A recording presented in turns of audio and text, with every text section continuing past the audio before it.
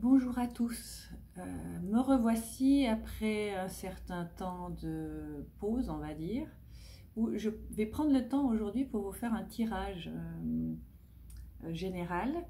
Euh, alors évidemment, si vous appuyez sur la touche écoute, ben, ça va probablement vous concerner, en tout cas certains points, donc vous prenez les points qui vous concernent, les autres, laissez-les agir en vous ou mettez-les en second. Voilà ce qui se passe.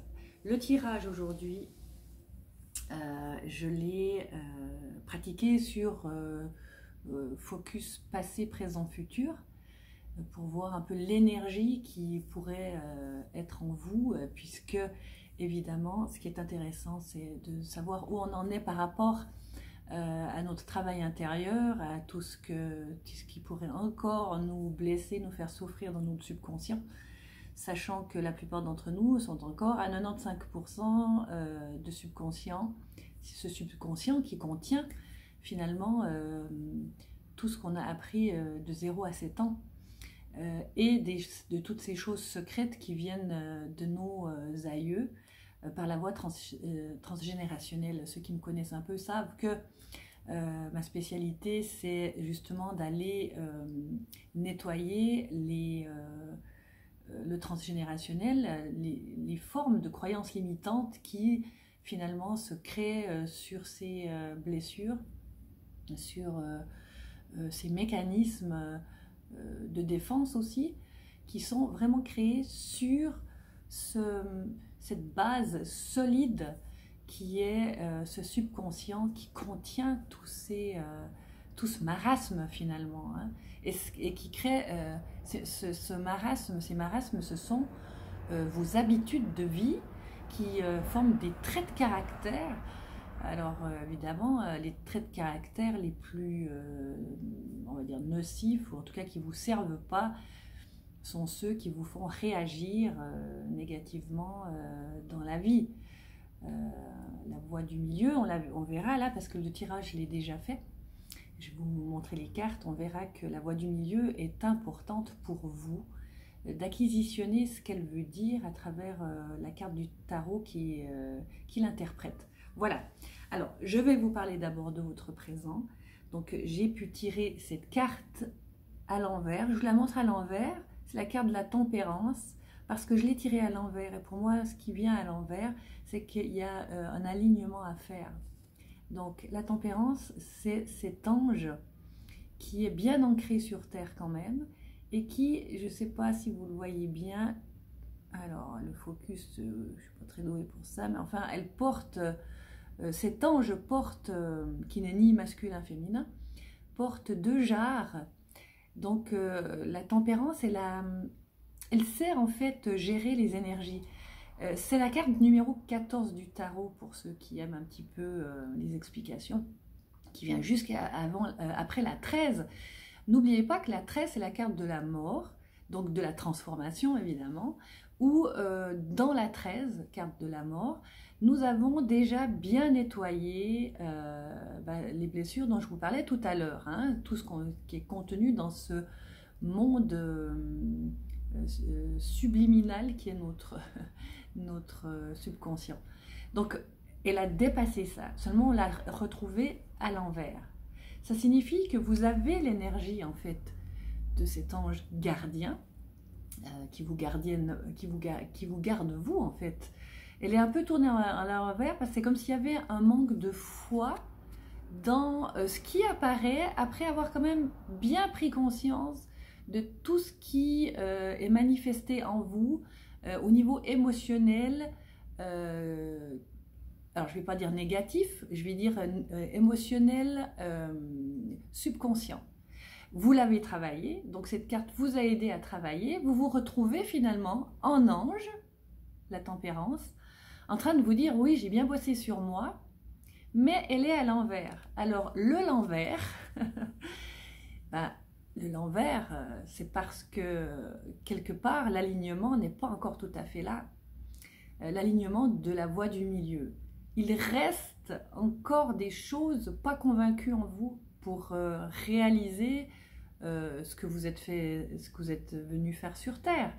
Donc pour l'écoute du cœur, cette ange, en fait, est en train de vous dire, mais pourquoi tu ne me parles pas? C'est vraiment la carte de l'ange gardien, ici à l'envers. Mais c'est pas lui, l'ange gardien n'est pas à l'envers. L'ange gardien est une énergie de la voie du milieu, qui sait être et qui sait aller, et qui a cette acquisition sur mélanger en fait l'énergie, qui sont des énergies quelque part spirituelles, vitales, mentales et spirituelles. Donc quand on sait joindre le spirituel et le mental, on arrive gentiment dans le cœur. Donc elle sait, cette carte elle sait. Donc vous avez cette énergie. Malheureusement, pour l'instant, à l'envers, ça signifie que l'alignement, votre perception de la voie du milieu n'est pas encore mature. Que faire? La carte de l'ange gardien vous dit, demande. Demande-moi de venir vers toi pour te montrer. Il y a une notion de foi ici, mais il y a aussi une notion très raffinée qu'on oublie beaucoup, je trouve, autour de nous, tellement on est dans ce rationnel de la matière, tellement le mental occidental est dans ce rationnel, cette peur de la matière, vraiment, cette peur de l'argent, parce que c'est ça, en fait, en tout cas en Occident, moi j'y vis, la peur de ne pas avoir assez, etc. Elle, cette carte, cet ange vous dit, prie, en fait. Alors la prière, c'est quoi? C'est pas quémander. C'est ce que peut-être nous ont appris les générations antérieures. C'était quémander tellement qu'ils étaient dans le manque. Ici, c'est réaliser justement que sortir du manque, c'est savoir qu'on a cette capacité en nous, en chacun de nous entre autres, hein. Là je vous parle à vous personnellement, d'avoir cette maîtrise des énergies mentales et spirituelles. Et l'énergie mentale, elle crée de la matière. Alors évidemment, il y a la pensée, etc., tout ce qu'on sait aujourd'hui, hein. La pensée, il faut la rendre dense en la mettant dans la matière. Donc ici, vous avez cette énergie à l'envers qui a besoin en fait d'un accompagnement pour savoir comment faire. Comment faire? Alors, on va tirer une carte comment faire. Je vais peut-être même en tirer deux. La première qui vient, c'est la carte de bah oui, la maison de Dieu. C'est la tour. Alors la tour, il n'y a personne qui l'aime. Moi, je l'aime bien parce qu'en fait, souvent, cette carte nous remue beaucoup. Nous remue beaucoup, donc on vous dit que plutôt que de passer dans cette carte à l'envers où, comme je vous disais, on vous demande de prier pour faire activer votre ange gardien. On vous dit, une carte d'accompagnement, c'est de vous secouer un petit peu. Regardez, secouer, la tour qui est secouée avec deux personnages secoués, qui pourraient dire on tombe par terre ou même on danse quelque part. Parce qu'il y a toujours du positif en tout. Ça veut dire qu'une fois qu'on a épousseté ce piège dans lequel vous vous mettez là en vous disant que vous êtes insuffisant, vous vous rendez compte? C'est comme si vous disiez à votre ange gardien, tu es insuffisant. C'est comme si vous disiez à votre soi supérieur, tu es encore insuffisant. C'est assez gonflé quand même, pour parler à Dieu comme ça. Hein? Donc évidemment, c'est votre petit moi qui dit ça. Là, on vous propose ici, cette carte. Vous voyez, il y a en époussette, en fait, le chakra couronne, ici. On époussette en fait le moi mental, le petit moi qui a été jusque-là, parce que lui, il a besoin d'être rassuré sur qui il est. Le moi mental est incapable de prendre qu'au-dessus de lui, il y a l'énergie divine. Il est incapable de croire en Dieu, parce qu'il pense que lui, c'est le patron. Donc ici, on est en train de vous dire, mais ne te laisse pas piéger en fait. Reviens dans l'ange, demande à l'ange de nettoyer les résidus du petit moi qui t'empêchent finalement l'ouverture de ce... Mais il est ouvert parce qu'il s'ouvre, regardez, la tour, elle fait en sorte qu'on ouvre cette boîte qui s'appelle le crâne et qu'on époussette ces énergies du petit moi, qui sont encore ici des résidus d'habitude que vous êtes pourtant allés visiter, résidus d'habitude d'enfance, toutes ces croyances limitantes sur vous, les saboteurs aussi, les saboteurs qui vous empêchent aussi de croire à votre potentiel mental. Ça aussi, ça vous arrête en fait. C'est comme s'il y avait un arrêt sur image. Le côté positif, c'est que justement, maintenant que vous allez demander, même si vous n'y croyez pas trop là, demandez et vous obtiendrez. Ça va venir, d'autant plus que je vais vous montrer les cartes qui représentent le passé, qui est encore en vous quelque part. Il y a, n'est-ce pas, l'empereur. Alors l'empereur, c'est une carte, comme toutes les autres, très riche là, au niveau de la matière. Elle nous montre deux faces de vous-même. Une qui est capable justement d'aller dans la matière, donc une force mentale capable de créer dans la matière pour obtenir ce qu'elle veut. Faire, F-A-I-R-E. Mais c'est aussi la carte dans l'opposé qui pourrait vous ralentir parce que dans ce tirage, si on place la carte en face de vous comme ça, elle regarde le passé encore, puis elle a été tirée dans votre passé. Donc il y a encore en fait une force très yang, très masculine, qui vous fait regarder dans le passé. Ça vous ralentit. C'est, on va dire, la carte de l'empereur peut être de nature opposée à la douceur. Elle peut être vous savez, la voix derrière qui vous dit que vous n'êtes pas parfait ou pas parfaite. Ça peut être son côté obscur. Et qui induit en vous une espèce d'obéissance à l'empereur. L'empereur, si on regarde d'une manière très rationnelle, l'empereur, qu'est-ce qu'il fait? Il régit son empire. Donc, il y a encore une énergie qui régit un empire du passé. Ça me donne l'envie de vous dire qu'est-ce que vous vous racontez quand vous vous réveillez le matin? Est-ce que les pensées, elles sont encore d'hier? Est-ce qu'elles sont j'y arrive pas? Est-ce qu'elles sont tu peux pas? Est-ce qu'elles sont regarde ce que t'as... Est-ce que vous n'êtes pas fier de ce que vous avez fait jusqu'à aujourd'hui? Parce que quelque part, cette énergie, elle est en vous. Donc dans le positif, c'est vraiment je réussis dans la matière. Et je me suis donné par le passé assez de courage et de cœur-âge, parce que ça veut dire ça, le courage, d'aller dans la matière pour être ce que je désire être, pour faire ce que je désire faire. L'empereur est admirable et très admiré. Donc, est-ce qu'on peut retourner la situation pour que cette carte revienne dans votre présent et qu'elle active justement cette magnifique ange pour la voie du milieu, pour construire. Et s'il est à côté de l'ange, c'est pour l'aider à construire. C'est que vous avez en vous ce bâtisseur créateur qui aide à construire l'ange, qui, je vous le rappelle, est passé par la mort, par le feu, par l'eau, par l'air, est devenu plus sage, plus intelligent émotionnellement, je dirais, avec une reconnaissance émotionnelle de ce qui vous agite, peut-être encore, mais beaucoup moins que par le passé. Donc ce nettoyage présent, il est encore nécessaire juste en douceur, pour vous convaincre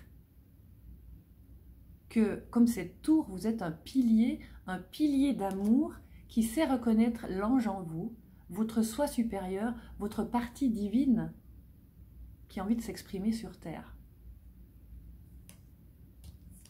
Partie divine, hein, ici, vous voyez, comme c'est nettoyé ce 7e chakra là, pour que tout puisse descendre.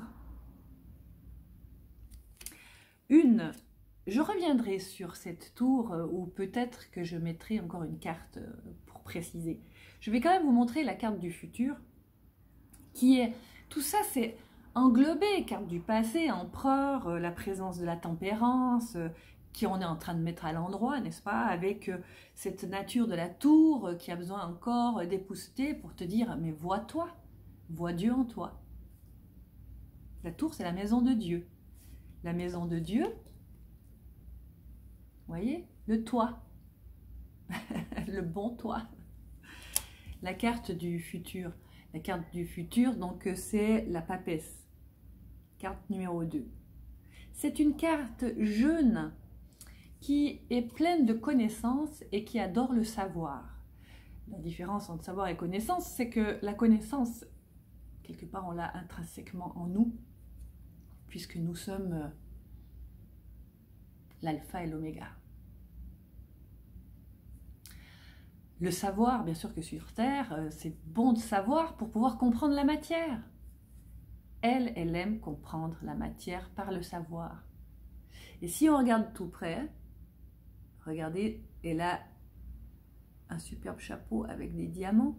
Donc, en fait, quelque chose est en train de monter en elle aussi au niveau du chakra spirituel, du 7e.